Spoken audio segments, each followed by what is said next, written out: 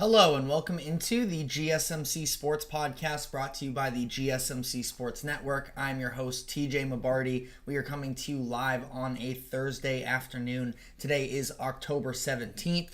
We have a Thursday night football game to preview today, the return of Sean Payton to New Orleans. So we're going to be talking about that game, the key matchups to keep an eye on, and ultimately making predictions for what is to come tonight. We are also going to be doing our weekly NFL power rankings, doing specifically the top 10 teams entering week 7. So we'll be diving into that. And then I also have some thoughts on the approval of Tom Brady as the Las Vegas Raiders minority owner, how this could impact his job in the booth as a color commentator, and also what it could mean for the Raiders, as already it sounds like there are some little hints about changes to come there in Las Vegas. So we'll be discussing all of those topics in the NFL, and then we will be transitioning into the NBA, where I want to specifically talk about two of the top contenders in the Western Conference. There were some anonymous quotes that were floated out by an NBA general manager about the current state of the Denver Nuggets, which has me sort of thinking about, have the Nuggets let down Jokic overall in his tenure? We're going to be talking about that. And then finally, we are going to finish off the show by diving into the Phoenix Suns, who could be poised for a bounce back season after last year was, of course, very disappointing, getting bounced in the first round.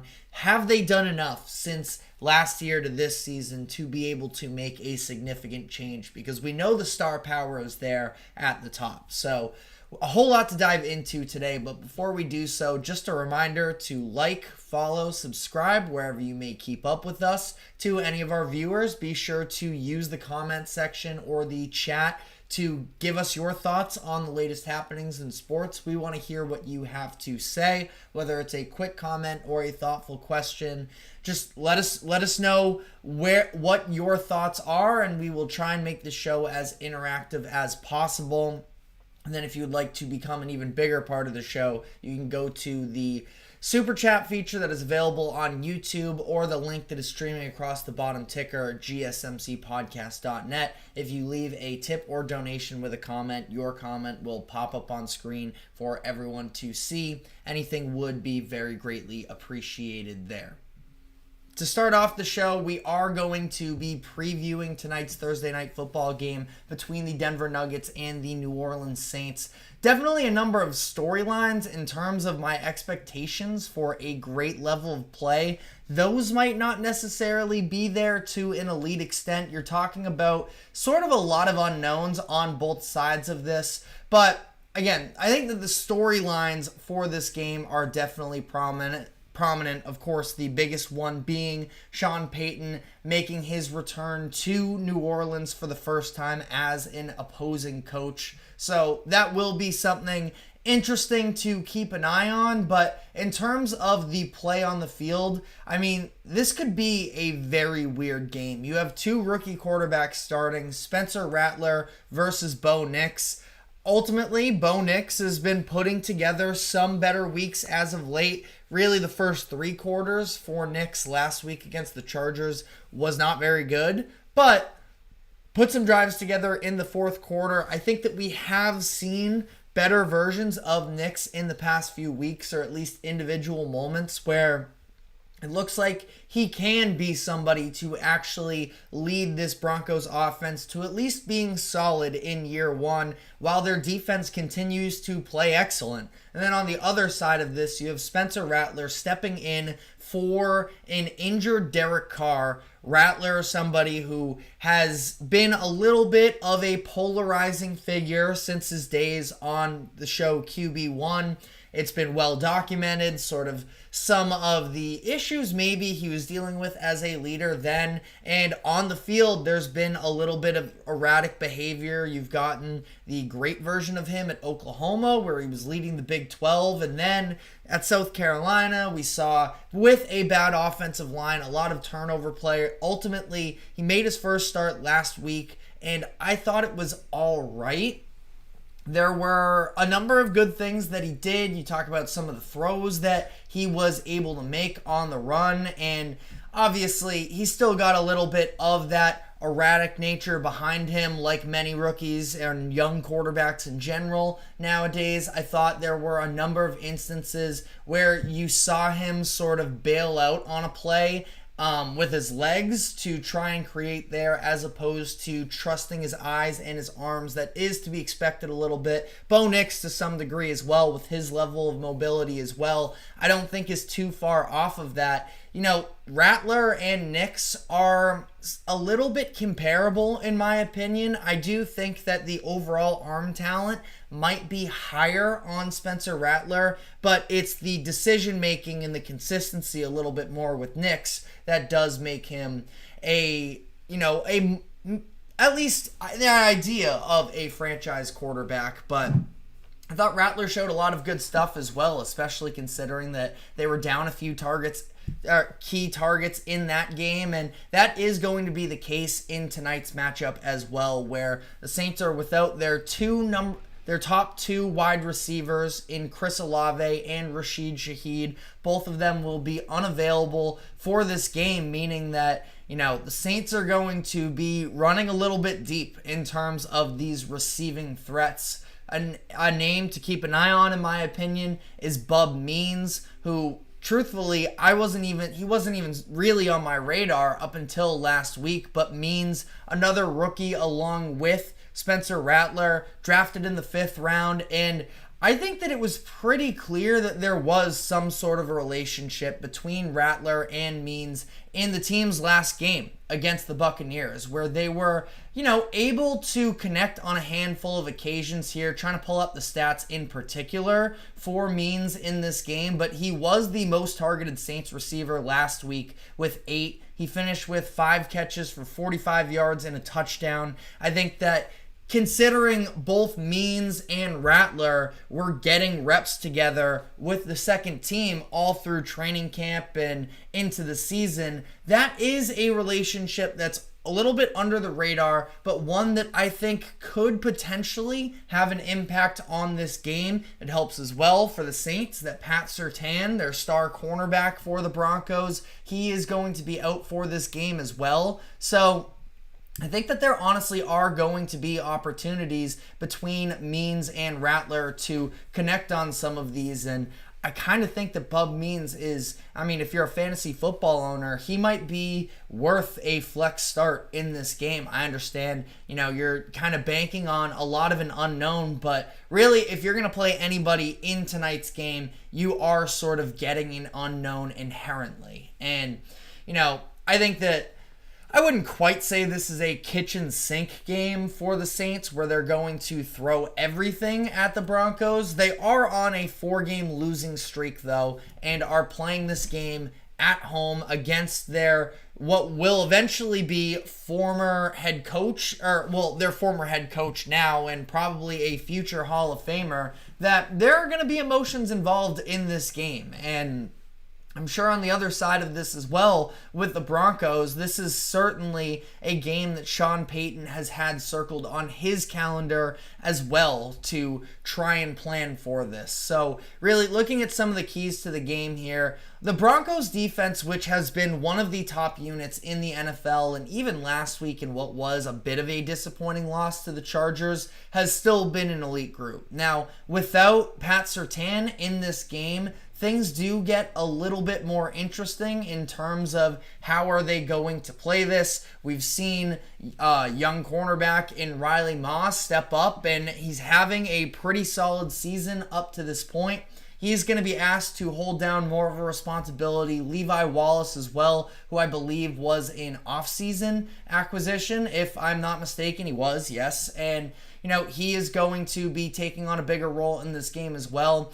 I still do really like this Broncos defense, and I think that it's going to be the number one key to this game, where you're talking about an inexperienced quarterback on the other end with Rattler, one that has been known in the past to make mistakes at times.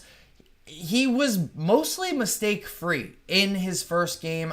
He did have an interception later on in that matchup, but at that point, I mean, I think that it was more so the Saints just playing from behind. You don't have to be quite as precise in those moments. Rattler did have 2 interceptions, actually. So, I think that this is a defense that's going to be able to get to him. And I would not be surprised whatsoever if the Broncos do come out in this game and try and send the heat. We looked at this a couple weeks ago. Vance Joseph has been one of the highest blitzing defensive coordinators and play callers in the NFL so far this season. So I expect that they are going to be attacking, especially as the Saints are still dealing with some injuries on the offensive line as well. Most significantly is being without their starting center in Eric McCoy, who is on injured reserve. Cesar Ruiz, I believe, has been ruled out for this game as well. So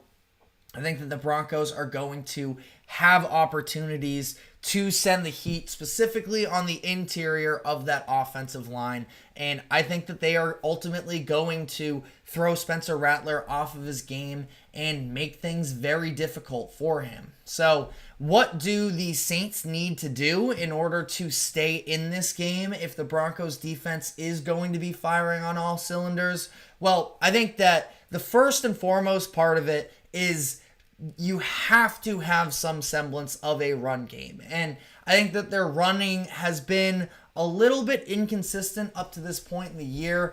I know that if you do look at the game-by-game stat sheet, Kamara has still continued to produce for the most part for this Saints team. And it feels like to me that the running game has not been quite as effective. I mean, you look at Kamara with 40 rushing yards last week against the Buccaneers. The week prior against the Chiefs, he was held to just 26. And really, at the core of this offense, and it's a Derek Carr thing for sure, but it even does carry over to Spencer Rattler as well, is I think that a lot of this offense is built upon the idea of establishing the run and being able to benefit from play action passes off of that. And for Rattler especially, having a young quarterback back there that is going up to face one of the best defenses in the NFL, it can't all be on his shoulders. They are going to have to find a way to give him opportunities at least to sort of work around a lot of that pressure. And I do think that they're capable of it. That being said, you do look as well at that Broncos front seven, and that's really, obviously, Pat Surtain, a monster on the outside that will be missed. But I think that what's been sort of the key for this Broncos defense, taking that step that I certainly did not see from them, is having the strength of that front seven, where you have Zach Allen, who is an absolute monster on that front line. You're getting a little bit of surprising production. In my opinion, Nick Bonito has been a name that has sort of been jumping off of the tape to me in a lot of these instances as well. And that is going to have to be an area where you overcome what is a lot of size and athleticism in that Broncos front seven. I think that the Saints are capable of doing so. I think that they have, at least from an entertainment standpoint, if you are into offensive lines, the tackles that they have in rookie Taliesin Fuaga on the left side and Trevor Penning on the right side, that is a pretty impressive duo. So I think that they are going to do a good enough job of neutralizing the Jonathan Cooper's types on the outside. It's really about that center three for me. That is kind of where this offensive scheme is going to be reliant on for the Saints in this opportunity. So we'll see. I do think that this is very likely going to be a low-scoring game. We're going to double-check here what the current situation is in terms of a little bit of a betting preview here to close out this segment. The Broncos are 3-point favorites on the road, which is A bit of an interesting line to me. I do understand, like I mentioned, I'm definitely leaning with the Broncos on this one, and I think that defense is going to be a significant mismatch, especially considering the fact that the Saints don't have for this game their usual quick safety valves in an Olave and Shaheed on the perimeter. That so much of this game probably for the Saints is going to be won and lost inside that tackle box. So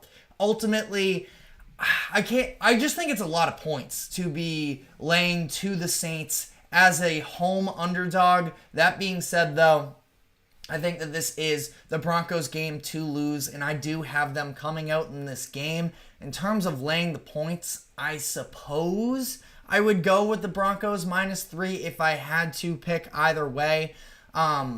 Which, I think that the Broncos win this game. Really is my ultimate takeaways on this game. I want to look at the over-under line as well to see what that's currently looking like, as it appears to be 37.5, which is in fact the lowest line for week 7. Not a massive surprise considering that both of these offenses have looked quite pedestrian at points in this season. And I know saying that about the Saints, who have also looked elite in the first 2 weeks. So, the reality is the Saints haven't really shown that they are that type of offense. Plus, there are just so many key missing pieces that I do think that this is the Broncos game here. I think that they come out on top, probably in a low-scoring affair. And, the Broncos, while they are continuing to fight for playoff seeding, and they seem like they might be very much in play for a wild card spot, on the other end of this thing, the Saints also are desperately trying to stay alive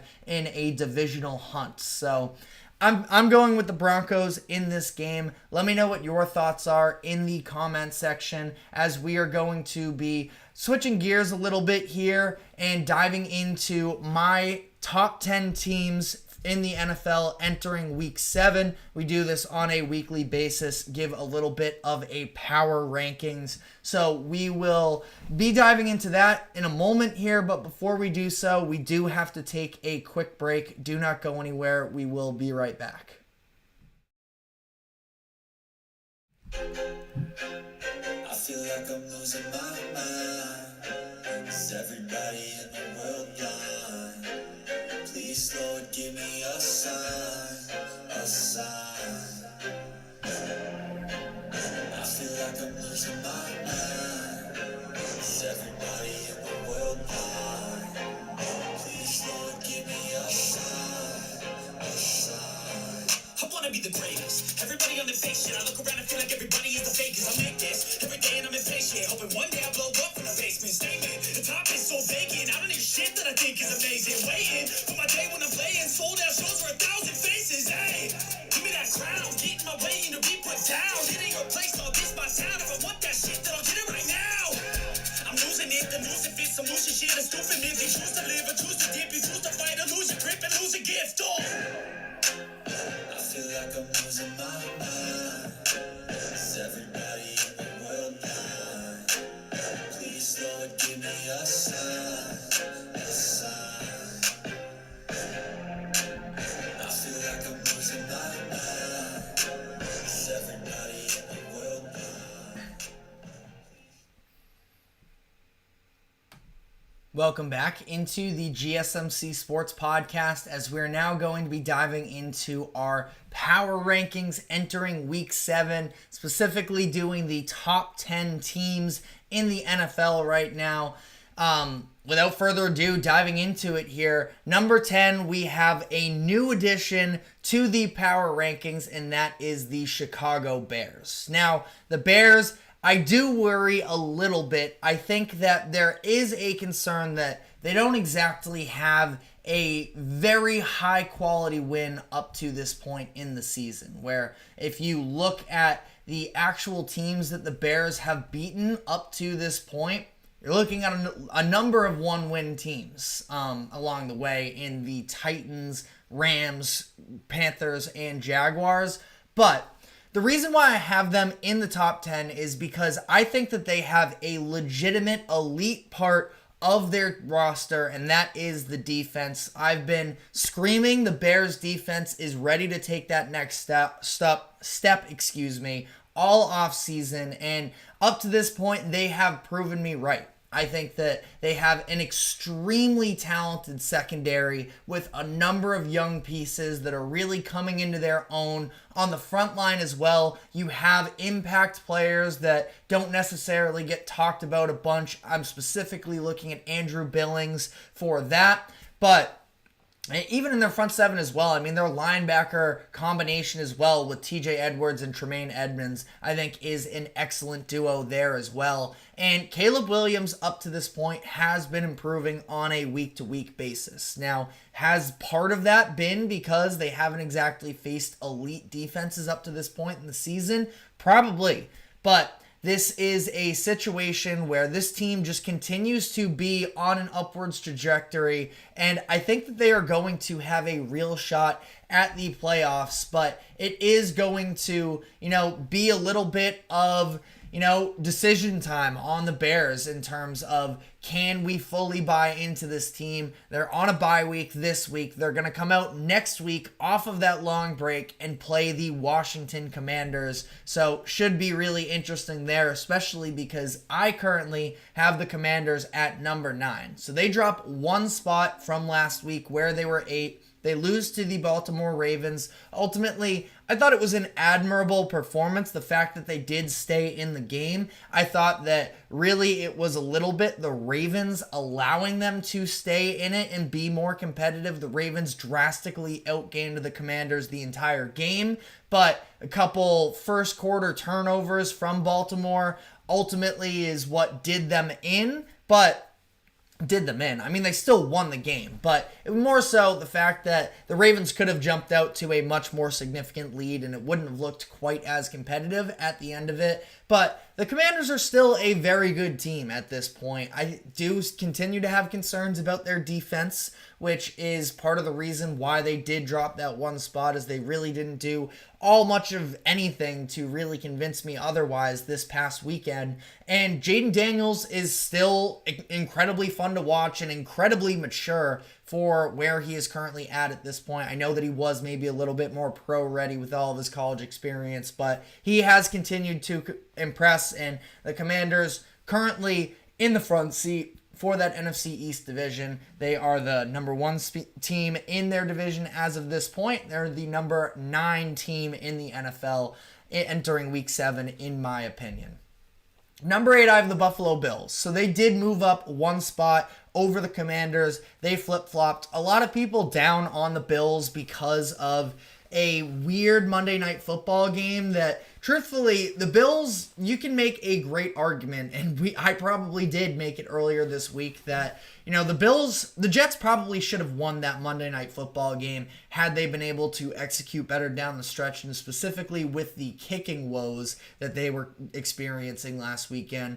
But I also think that the Bills just made a direct improvement at their number 1 position of need, which was wide receiver with Amari Cooper. And I understand Cooper at this point, he's 30 years old. He has been struggling with drops so far this season, but he at least provides a level of dynamic playmaking on the perimeter that the Bills were desperately needing. And I understand that this doesn't change their entire receiving core, but I also do feel like they have a number of more viable wide receivers a little bit, when they aren't put into number 1 wide receiver role. I'm looking at specifically Khalil Shakir, who I think is an excellent, route runner, and, he's a scrappy player that can, make plays for them. He's been good on some of those Josh Allen extending plays, but he's not somebody who is going to line up against opposing teams' number 1 cornerbacks and win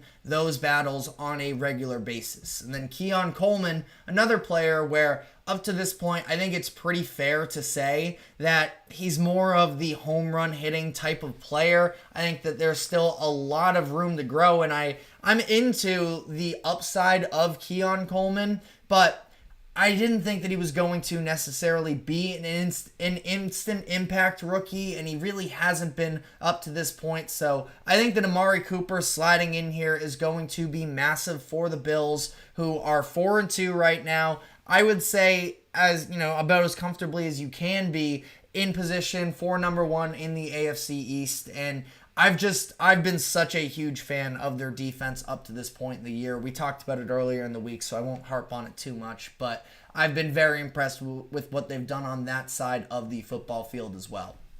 Number 7, I have the Houston Texans, and really, I think that there's a pretty clear top 7 teams in the NFL, and from there, you can sort of pick and choose who you like the most. The Texans, I do want to move them up, and I'm sure that they will earn their way up towards the top. I think that part of my issue with the Texans is that they haven't had a lot of super convincing wins. Last weekend against the Patriots was the first game that they won in a non-one-score game.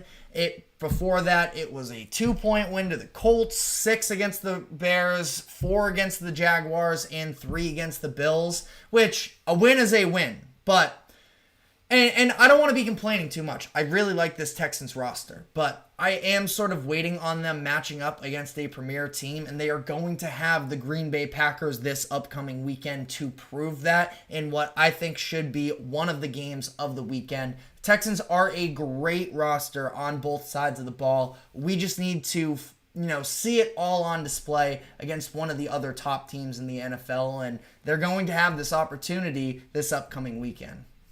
Number 6, I have the San Francisco 49ers. The 49ers they've kind of been this sleeping giant up to this point in the season, where week by week we're kind of waiting to see the full version of the 49ers that we've been waiting for. And I thought that their win on Thursday Night Football last week was pretty convincing over the Seattle Seahawks on the road there. So I'm definitely, I haven't been off of the Niners at any point this season, but now we're really starting to see them find their groove a little bit more, get their pieces back, and obviously there's still more sort of coming down the pipeline, specifically looking at Christian McCaffrey. I am very curious on whether or not Brandon Ayuk ever does turn his season around for what has been very disappointing up to this point in the year, but that's the thing, is they are just so loaded with weapons right now, and I think that they are going to be one of the scariest teams in the NFC right now. We talked about this yesterday, probably the team to beat, but the team that has been surging and in my eyes might be the best team in the NFC right now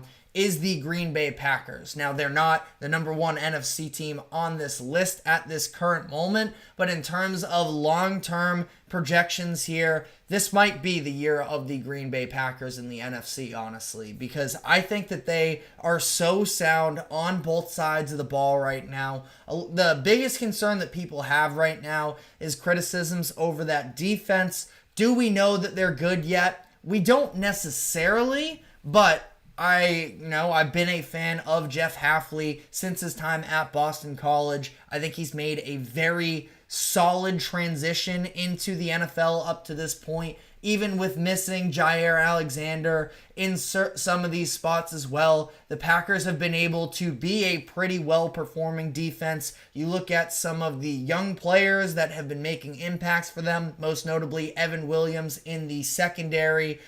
I think that this is a Packers team that, is very fundamentally sound on both sides of the ball. I do think that Jordan Love and Matt LaFleur are going to be able to sort of rectify some of the brief issues that came up in the playoffs. My number one question with the Packers at this point is, can we rely on their kicking situation? They just cut Braden Naverson, their kicker, for the first few weeks of the season. I didn't think he was going to make it past that Vikings game. He does, but only for, a few weeks after that as well.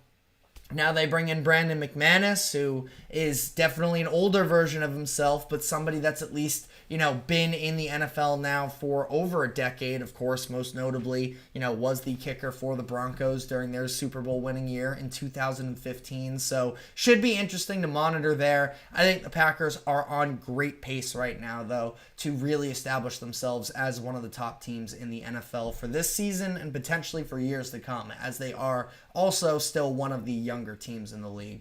Number 4, I have the Baltimore Ravens. Another situation where I think that the Ravens have a great chance probably after this weekend to crack the top 3.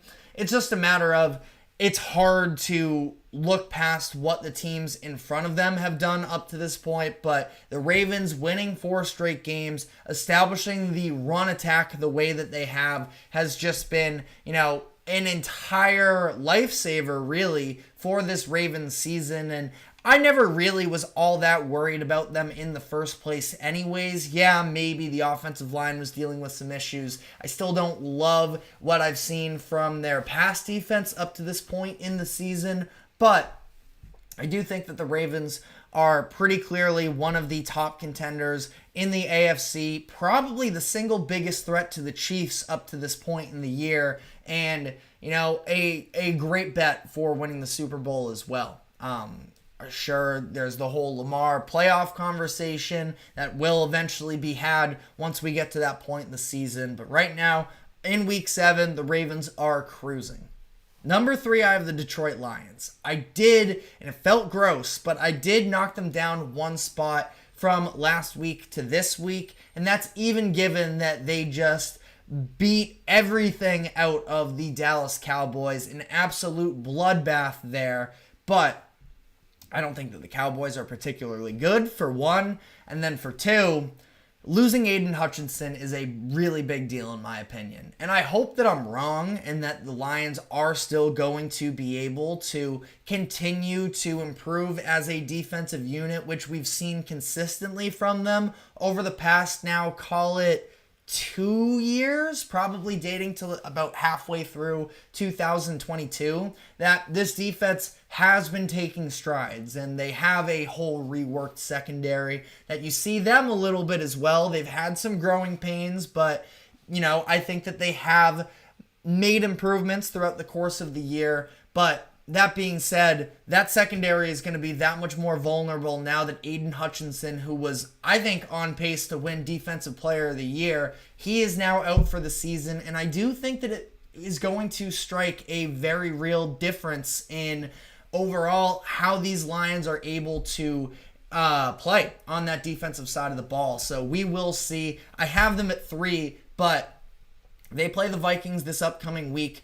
Either way, the Vikings are a very good team, and I wouldn't significantly knock the Lions, but I think I'm going to be very curious specifically to see how that defense plays without Aiden Hutchinson this upcoming week. And I did mention the Minnesota Vikings. They come in at number 2. Coming off of a bye week, I just mentioned for the Lions, scary matchup, I think, for Detroit. Vikings now with a little bit of momentum coming for them, coming off of a bye week here. They are at home against a division rival, and this is a huge prove-it spot for the Vikings, where I think that the majority of NFL fans at this point are in on the Vikings. And, I maybe have some doubts with Sam Darnold ultimately in terms of, once we get into playoff settings, once he has to face more difficult defenses, what's that going to look like? Are we going to see some of the regression into the bad habits that did surround him when he was in New York? That's a whole separate conversation right now. He's been very, very good up to this point in the year, and the Vikings are, again, one of the most complete rosters in the NFL. It's hard to pick to certain areas that are discouraging for them, I guess. And I don't even want to go down that route right now of sort of nitpicking with this Vikings team. This is just about them continuing to have the level of success that they have up to this point in the year. They have an extremely difficult test ahead for them, facing up against that Lions offense. I think that Brian Flores has done an excellent job in Minnesota these past 2 years, but part of the reason why they've been such a blitz-heavy team is because in past seasons, they have been susceptible through the air, and that's going to be in a situation here where obviously the Lions' number one priority is to establish the run, but what happens once they do start airing it out as well, we will see with the Minnesota Vikings. And then number one, not much of a surprise here, is the Kansas City Chiefs. You are more than free to make the argument that if it weren't for the refs or certain things that happened, the Chiefs wouldn't be undefeated, but we try to avoid playing hypotheticals here on the GSMC Sports Podcast. And honestly, it's not just that the Chiefs are undefeated. It's that I do think that there's been a lot of positives for them this season, where even after losing L'Jarius Sneed, their defense has still been very well performing. 25 points is the most points that they've allowed in a single game.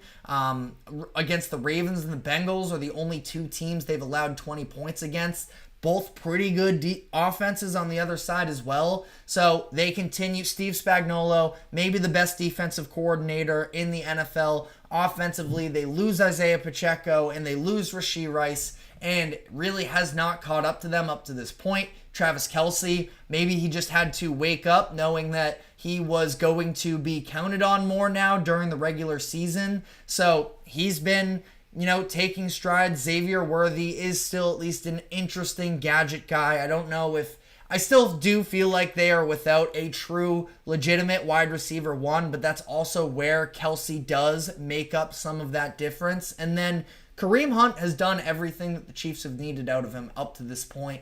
I give Isaiah Pacheco a ton of credit. He is one of my favorite running backs in the league to watch, but I think the fact that the run game really hasn't taken a hit up to this point since losing Pacheco is a huge statement about what the Chiefs have on the interior of their offensive line. They can move bodies, those middle three between Tooney, Humphrey, and Trey Smith. All three of them are, Pro Bowl caliber, if not better players. And the Chiefs are still one of the best rosters in the NFL, and they're undefeated. They've won back-to-back Super Bowls. They have to be number one, at least until they lose or something drastic occurs. So let me know what your thoughts are in the comment section on my rankings. We are going to be taking another break here as we remain on the NFL, and I want to dive into the news that Tom Brady has been approved as a minority owner for the Las Vegas Raiders, which has a number of very interesting ripple effects, both on his ability to do his job as a color commentator and also some very interesting rumors about the role he might have for the Raiders and a certain legendary coach that might be in play to take over for Las Vegas after this season. So we are going to be diving into that, but before we do so, we are going to take a quick break. Do not go anywhere. We will be right back. Looking for your daily fix of sports talk without having to pay for it? GSMC Sports Network is available on YouTube. Just search GSMC Sports Network. Get your fix of daily sports talk shows on YouTube, absolutely free. NFL, college football, NBA, MLB, MMA, UFC, fantasy football, and so much more. GSMC Sports Network has shows running all day long, with new sports shows starting every 2 hours. Just like on your favorite cable sports channel, except GSMC Sports Network is absolutely free. Just search GSMC Sports Network on YouTube to catch one of your new favorite shows, like the GSMC College Football Podcast, Chip Shot Football Podcast, Hoops and Heels Women's Sports Podcast, GSMC Basketball Podcast, and so many more. Check it out for yourself. GSMC Sports Network, now available on YouTube absolutely free. Search GSMC Sports Network on YouTube right now.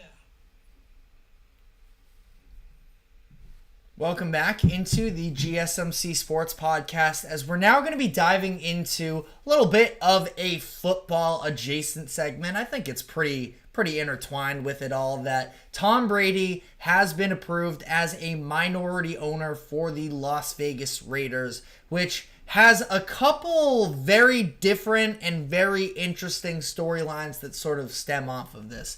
The first one is the broadcasting part of it for Brady, because he, of course, is in his first season as a color commentator. Let me know in the comments section. I am curious what the general consensus on how he's been doing up to this year. I don't feel like I have super strong thoughts either way.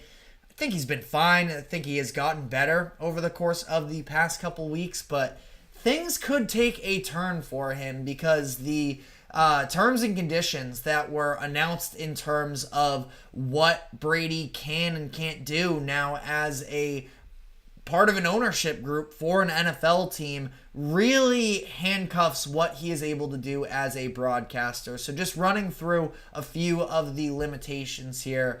He will not be allowed to enter any team's facilities outside of the Raiders, of course. He cannot go to team practices. He can't be in production meetings with coaches or players. That one, I don't really know how to feel about that in terms of, yeah, it's sometimes nice when you get a little bit of insight from opposing teams, and sometimes that can come up for, actually insightful moments on the broadcast. But, largely, I think that Brady can, get away fine without doing that necessarily, that he can get filled in enough, I'm sure, with, by the rest of the production team. But the biggest one, obviously, that's making waves is cannot criticize other teams or referees, which feels like a pretty significant issue in terms of being a color commentator, because you're just walking on eggshells on a broadcast to not criticize. I don't know what extent that goes to, and I guess we'll see how much Brady is willing to push the line a little bit. But, I wonder how far it goes. If a bad call is a bad call, that is part of the gig. We just saw this past weekend, or specifically this past week on Monday Night Football, and what ended up being a complete ref show in Jets versus Bills. You had to talk about it, and I do think that Aikman, for the most part, was, he said himself at one point that, these players are forcing the ref's hands a little bit, but, mistakes do happen on the football field, both with players and referees. And if Brady is going to have to just sugarcoat everything, I think that is going to be a little bit of a disaster in terms of him in the booth. And, I want to get into specifically the idea of what role he may have, but before doing so, just some of the other quick rules here. Can't gamble, essentially, has to follow the gambling policies, and has to oblige to the anti-tampering policies as well. So, all of this being said, Brady, I feel like it's so weird that Fox is in on this. They had to know before they signed Brady to this contract that it was going to be, at least in the realm of possibility for him to eventually take this out. But they're paying him $375 million over the course of 10 years, and he's not even going to be able to, there's obviously the good in football, but he can't highlight any of the mistakes or, poor plays. I don't know. We'll see about that. But kind of had me thinking, if that is going to be the case, and if it does become actually handicapping for Brady, I feel like he'd just be way better off as an analyst at a desk for a halftime or a pregame show or something like that. I understand that's not what Fox is paying him to do, so there's a chance that Fox themselves, they probably would push back on that at this point. They're at least going to have to see it out. But really interesting situation there, where I feel like when you're in the heat of the moment of everything going on and calling it like it is, it's a lot of restrictions for Brady in that sense. Whereas I think that if he were at one of these halftime shows, and maybe if he were a little bit more prominently featured, as opposed to, Fox doesn't have to throw him out with, 6 other guys at a desk that, It could be Brady and maybe two others. Obviously, don't want to take away anybody's jobs, but they're spending all this money on Brady anyways. They have to get their money's worth out of it. I don't know. I just feel like it is a very interesting situation there from the business perspective of it. But I also want to dive into the Raiders' perspective of this thing as well, because some interesting comments have been made over the past 48 hours about what this looks like with Tom Brady under control. And, you know, one of them is the idea of, I believe it was their owner and Mark Davis, right? It's Al Davis, sorry. No, it is Mark Davis. I'm sorry. I'm Googling on the fly here. But that supposedly Brady might have a say in quarterback development or picking out a QB in the draft. The Raiders are very clearly in need of one this upcoming offseason. It seems like right now with a 2-4 record and doesn't seem to be a super bright future within the room that they could be at the top of the 2025 NFL draft order. So that's going to be a little bit of a fascinating subplot, because I would have to imagine they will have a new quarterback under the helm for 2025, and there's a very good chance that comes through the draft. So something to at least keep in mind is what type of impact Brady could have on, again, the selection and developmental path of said quarterback when it's all said and done. So we'll see there. I think it would actually be very interesting in terms of Shedeur Sanders ultimately ending up with the Raiders. But the other part of this as well is that it was Kirk Minahan of Barstool Sports, longtime Boston media personality and show host, that he said on his show with Barstool Sports, I believe it was just yesterday, that one of Brady's first moves as a minority owner headed into next season could be reaching out to Bill Belichick and seeing if he's interested in the job, which would be such a fascinating dynamic if that were to occur. Brady essentially being Bill Belichick's boss in some regard, and I'm sure that, you know, it would be a pretty healthy working relationship, but just something to at least consider. Now, I do want to, you know, at least give some love.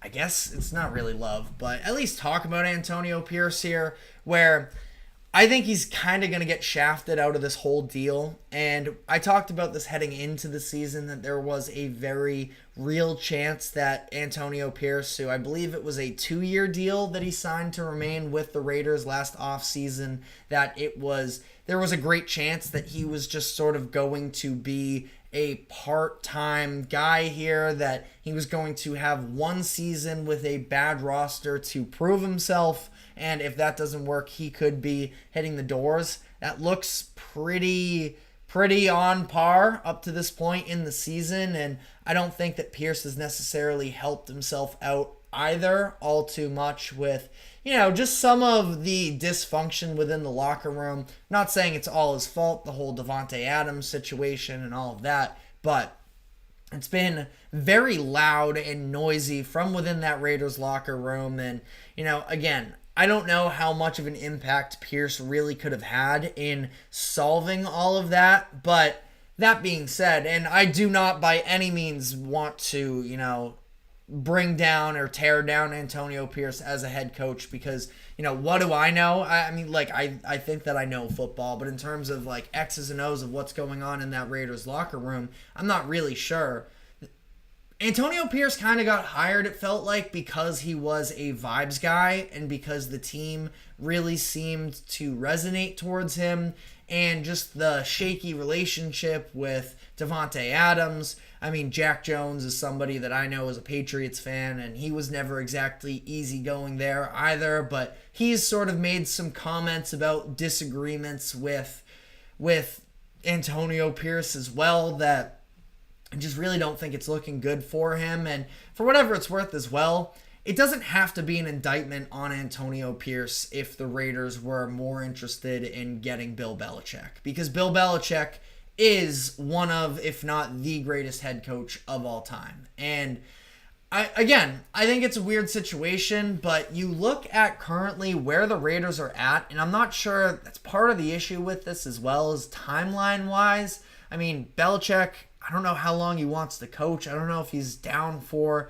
really being in a rebuilding state. They don't exactly have a ton of long-term pieces at this current point in time. On offense, like I mentioned, one of their biggest issues is at the quarterback position. And then skill position-wise, not great. Brock Bowers has been excellent up to this point in the season.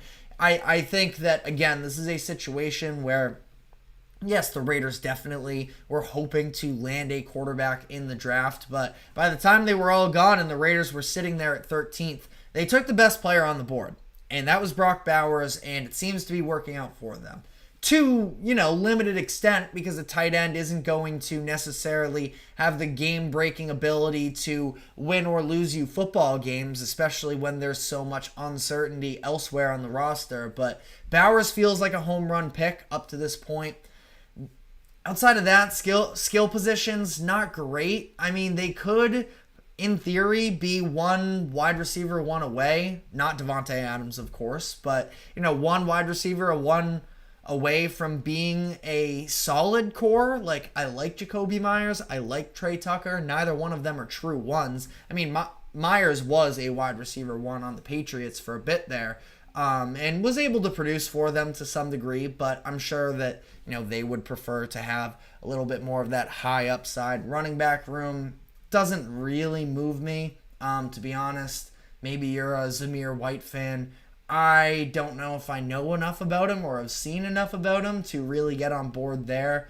Offensive line-wise, they have some young guys like that they drafted in this past draft of Jackson Powers-Johnson, who I really did like coming into the year. Been a little bit shaky. DJ Glaze, another rookie that they drafted. I believe he was a day 2 pick out of Maryland. So that's somebody that maybe they see some promise here. Hasn't been excellent for them up to this point in the year. Colton Miller is a great left tackle, and I'm sure that they're going to re-sign him. Defensively, they said they're not trading Max Crosby. You look across the roster as well. It's not like there's an overwhelming amount of talent. I think that, up to this point, in terms of youth plus skill, Divine Diablo, their linebacker, might be their other real building block. But again, it's not a super inspiring long-term rebuild roster as of right now, and maybe they don't need to do a full rebuild. Maybe it's just a matter of getting the right quarterback under center, getting a good coach in Belichick, and working from there, a la the Washington Commanders, something along those lines. But should be very interesting to see how all of this plays out on the Raiders front, both from Brady and his broadcasting deal to sort of the behind the scenes of what impact will it have on the overall construction of this Las Vegas team. So let me know what your thoughts are in the comments section. Would Bill Belichick be a good fit in Vegas? Curious to hear your guys' thoughts on that as well. But we're now going to be shifting gears to the NBA, where I want to talk about a couple top contenders in the Western Conference that have maybe some question marks and some storylines circling them. And starting with the Denver Nuggets, because there was a quote from an anonymous general manager earlier this week about the lack of success from the Nuggets roster building situation that feels like they might be a little bit stuck in place at this point. So I want to look at where the Nuggets currently are, reflect a little bit on what steps got them to this place, and talk about whether or not the Nuggets did come short in building around Nikola Jokic. So we're going to be diving into that, but before we do so, we are going to take a quick break. Do not go anywhere. We will be right back.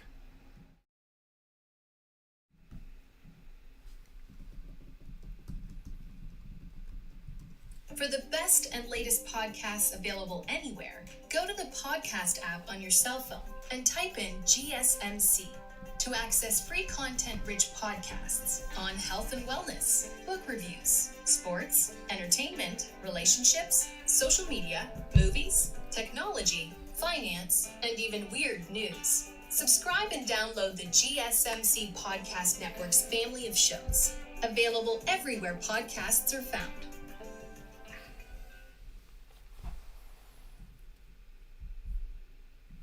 Welcome back into the GSMC Sports Podcast, as we're now going to, as we work towards the tip-off of the 2024-25 NBA season, I want to dive into some of the storylines surrounding some of the more prominent teams in the league for this upcoming season. And I think that it starts with the Denver Nuggets, who are obviously in a position where they won the championship 2 years ago. Nikola Jokic is still probably the best player in the NBA. He at least is by my books, and I think that they have an excellent chance to have another successful season this upcoming year. But there was a quote and report that was released earlier this week about an anonymous executive in the NBA talking about how the Nuggets are quote unquote stuck. And it comes because of, it was Mark Medina of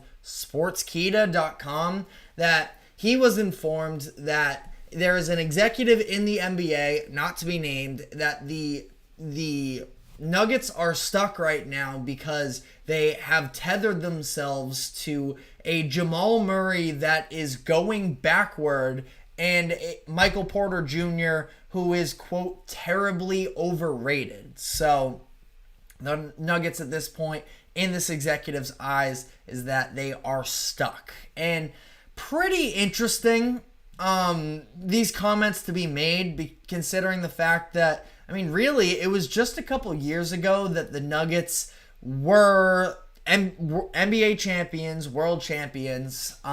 Sorry, no Lyles. They were the NBA champs, and they seemed like they were in a prime position to repeat headed into 2024, which I even still thought was the case until that second round series against the Minnesota Timberwolves, where they ultimately fell in 7 games. So that was definitely a massive collapse, of course, in Game 7, and as a whole, to lose to that team, I don't think that there's any shame in losing to the Timberwolves necessarily. When you look at the way that the Wolves were built, it kind of was directly to stop Jokic and that Nuggets team. But that being said, it was really tailored around the idea of taking Jokic out of it. You saw it was a lot of Naz Reid or Karl Anthony Towns matching up against Jokic one-on-one defensively, having Rudy Gobert as a little bit of a roamer, and the Nuggets were at the bottom of the league in terms of three-pointers attempted, so it's not like on the perimeter, if the Timberwolves were selling out to Jokic inside, that there was really all too many deadly three-point shooters for Denver to sort of offset that as well, which is kind of where the Jamal Murray comments are interesting. This idea that he's going backwards, especially after they just signed him to a new contract extension about a month ago. He's still just 27 years old, should not be regressing at this point.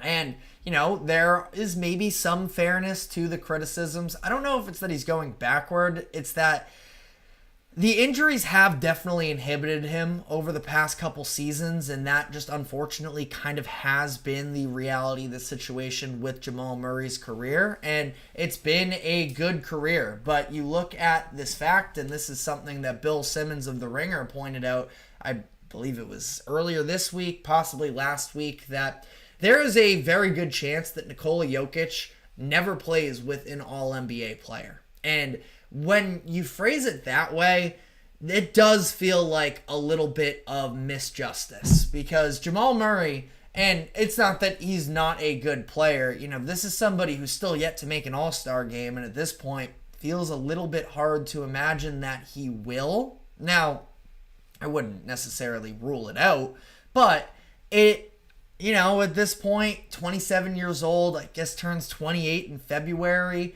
The West is deep, and that's part of the reason why. It's not like he was never capable of being an all-star caliber player. It's just that he never got the selection there. Hard to imagine he'll make the All-NBA. Michael Porter Jr. as well, a very solid role player and has done a lot of good for the Nuggets up to this point, but hasn't really lived, I wouldn't even say it's not that he's lived up to expectations. I mean, he was a big part of that championship team, but there's a little bit of a lack of reliability there. And just when you talk about what does this team really bring for you in the non-Jokic touches, it's a little bit questionable. And sort of circling back to Murray here for a second.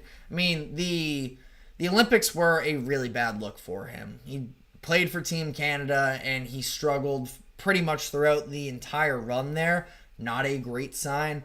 Ultimately, not something that I'm going to bury an NBA player for, is that they don't play well in the Olympics. Now, there are lessons that we can learn from international play for sure, but I'm not out on Murray because of the Olympics. But that Lakers series, I know he had some redeeming moments with the game winners, but for a lot of it, he was definitely struggling. And you look at the Timberwolves series as well.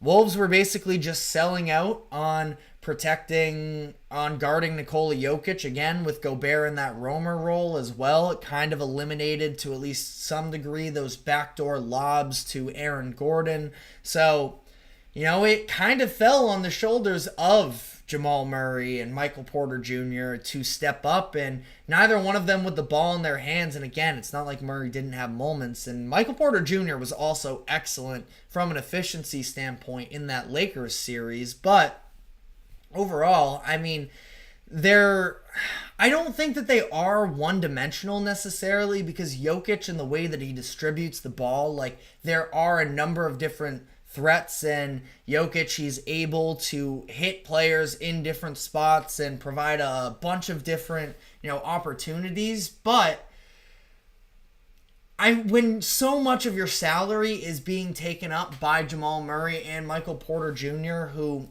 at least in recent history, this past season, I suppose, they're a little bit limited, and they're good enough to win a championship. They just did a couple years ago. So again, it's important to harp on that. But then when you look at all of the, contributing players that they've lost since then, and Kentavious Caldwell-Pope, and it was Bruce Brown and Jeff Green, like, those are three players that got actual minutes for them in that postseason run.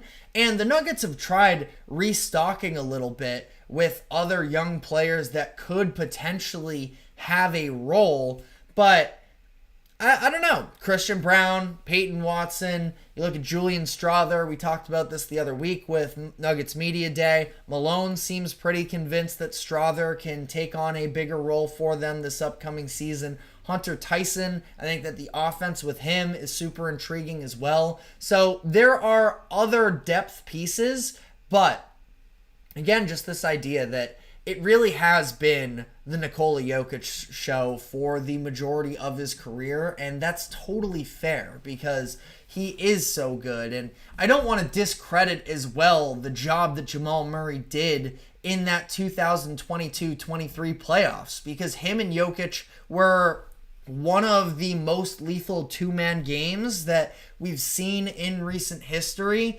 But there's maybe a little bit more of a blueprint there. I don't know how replicable what the Timberwolves did in the playoffs last year really is. I mean, they were just heavy dropping on Jokic, letting him have all the space in the world and just kind of crowding the paint there.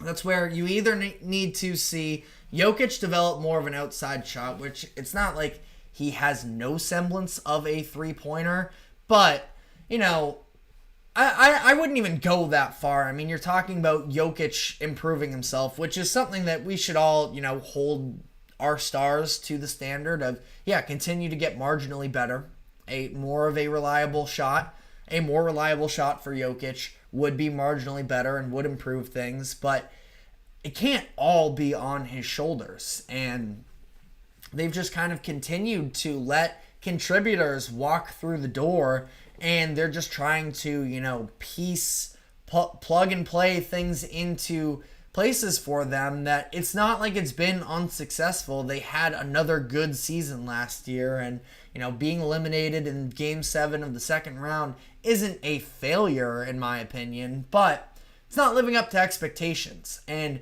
now they are sort of pigeonholed into this exact roster where it's so much of Jokic, Murray, and Porter, where you look at this upcoming season, it's over 75% of your salary cap, if not more. I could maybe try and, math this thing out a little bit on live here, just using Spot Rack and what they have for percentage of the league's cap. You look at between the three of those players, again, this is according to Spot Rack, that's 87.7% of the league cap. Now, it's not their total spendings. They have other players on the books as well where they're a little bit more expensive in terms of being over the cap. But, I mean, that's pretty restricting when you look at it that way, that almost 90% of your roster is held up in these three players, and two of them are yet to make all-star games in their career. And again, I don't know if that's fair necessarily. Also, by the way, if you do add in Aaron Gordon's contract to that as well, at least if I'm doing this exercise right, the league cap is something like 140.5 million or 182. I don't know. If you add Jokic into it just based off of those percentages, that gets up to 104. So you're talking about, again, four players basically taking up your entire the league salary cap, and only one of them has been an all-star. It's a little bit of a tough look. So as for this idea of, are the Nuggets failing Jokic, I wouldn't go that far because of the fact that they did put pieces around him that worked for his play style. Jamal Murray was so good, and when Jamal was showing that all-star caliber potential, it opened up a lot of opportunities for Porter too, who's been a reliable shooter for them. He's improved on the defensive side of the ball, and I just feel like ultimately, it's not a failure. You got a championship out of it, but Jokic is going to, come out of his career, it feels like, and say, why didn't he have more success for how good he was, the 3 MVPs that he had, the runner-up in the season that he didn't? It's kind of because the Nuggets didn't put enough around him. Now, let me know in the comments section whether or not you think that is a fair statement. We do have to take our final break of the day because we are going to be diving into the Phoenix Suns and whether or not they are poised for a bounce-back season after what was a disappointing exit from the postseason last year. So we're going to be diving into that, but before we do so, we are going to take one last break. Do not go anywhere. We will be right back.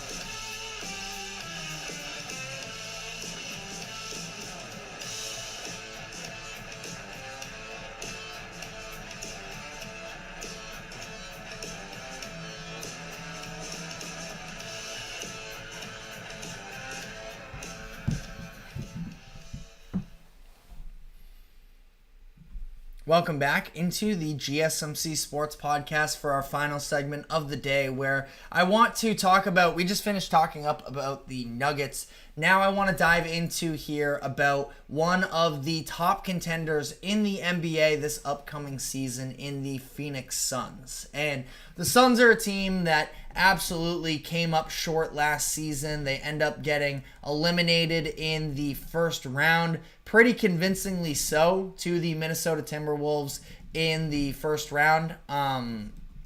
Definitely not how the Suns sort of drew that one up with all of the star talent that they had, but you look at as well sort of where that team was at during the regular season, and it was very much so underwhelming throughout the course of the year. And you look at the fact that they were the worst team in the fourth quarter last season on a regular basis, and it was really ugly along the way. Now, it's not like they were terrible by any means. I mean, the Western Conference was ultimately very competitive. So were they battling for a playoff spot? Yes. And, flirting with the play-in tournament for a lot of that. They still won 49 games, which would have been a top 4 seed in the Eastern Conference. So even if there were very real shortcomings with the Suns last year, it's not like you have to think that last year was a total disaster for them. Disappointment, yes, but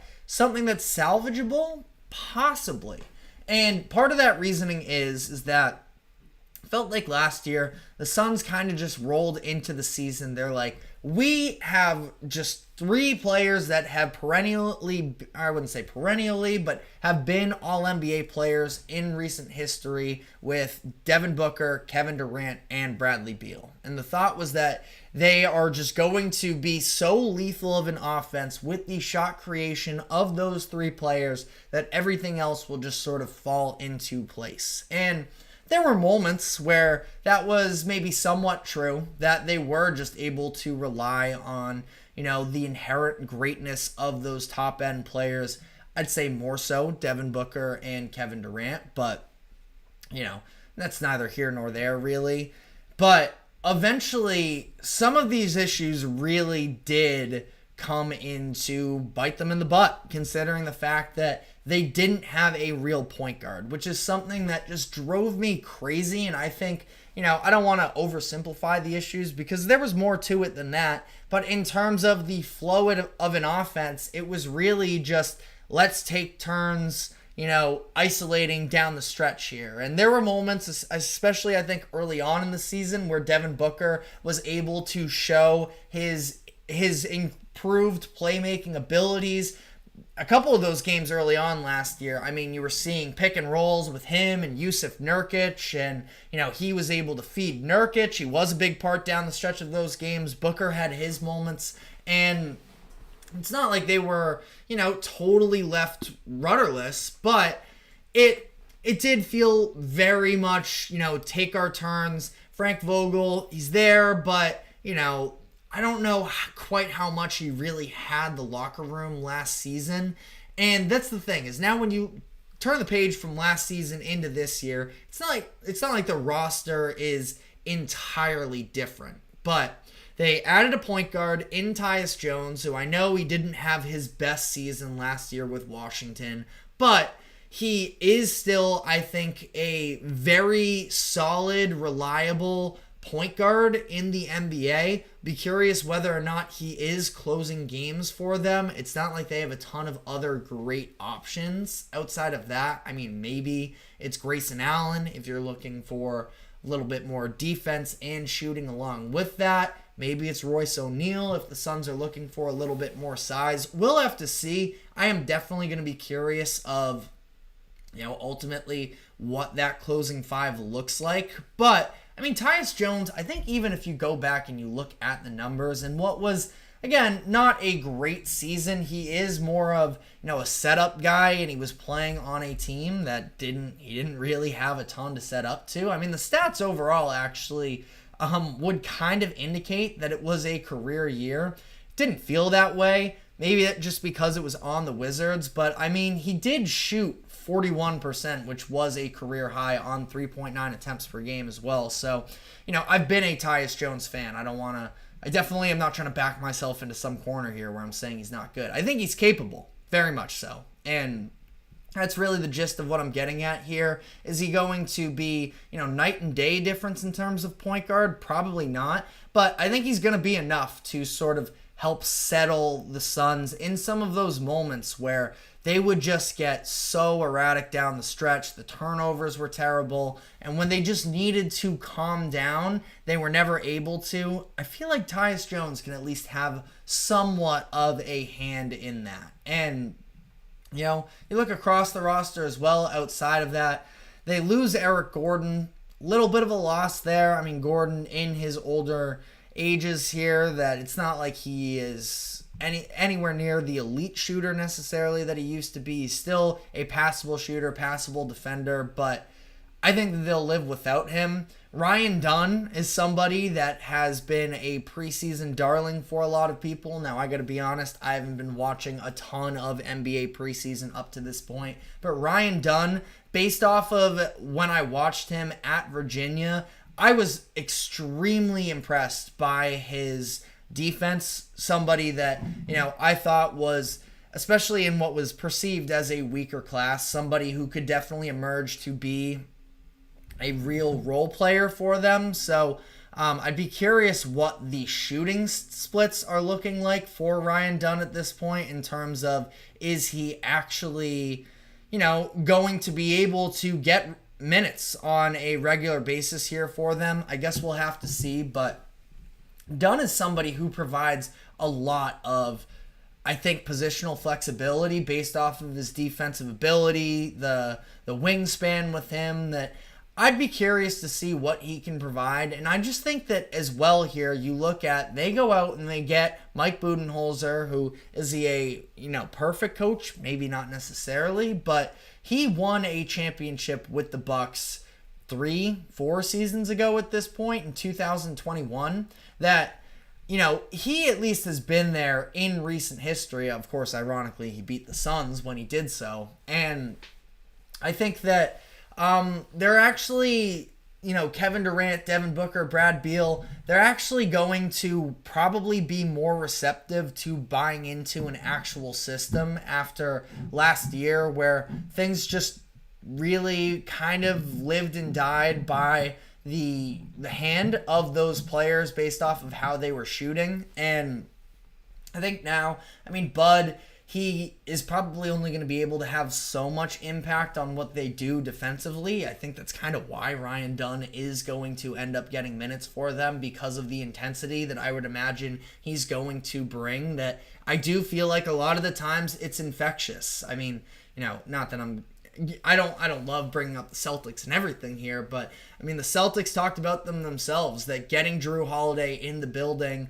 just forced them all to compete harder on that side of the ball. And I wonder if, not saying Ryan Dunn is going to be, that motivator for the rest of them, but I feel like there's probably going to be a little bit more of a buy-in on that side of the ball.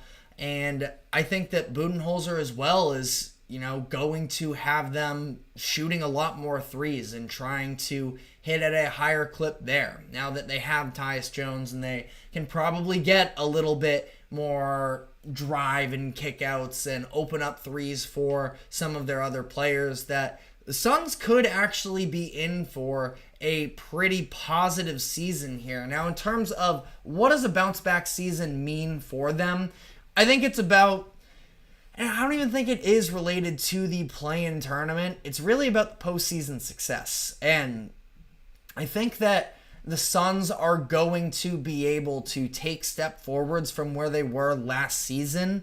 The fact that does feel like a lot of it is kind of, reliant on Tyus Jones isn't a great feeling. I don't know if the Suns are necessarily a great injury bet either, with that big three and with Nurkic as well sort of manning the middle for them.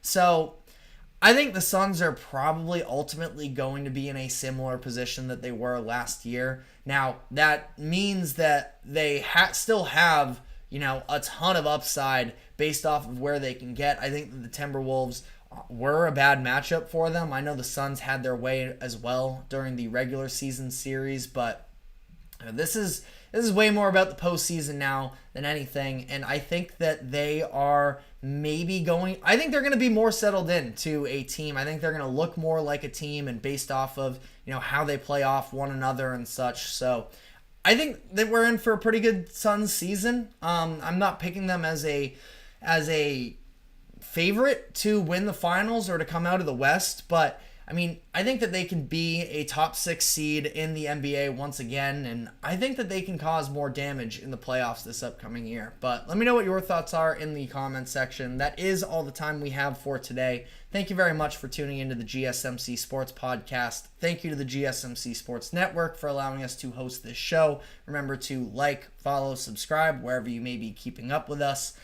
Be sure to check us out on social media as well for more exclusive short content, and we will be back tomorrow afternoon, same time as always, at 2 o'clock p.m. Eastern. We will see you then. Take care.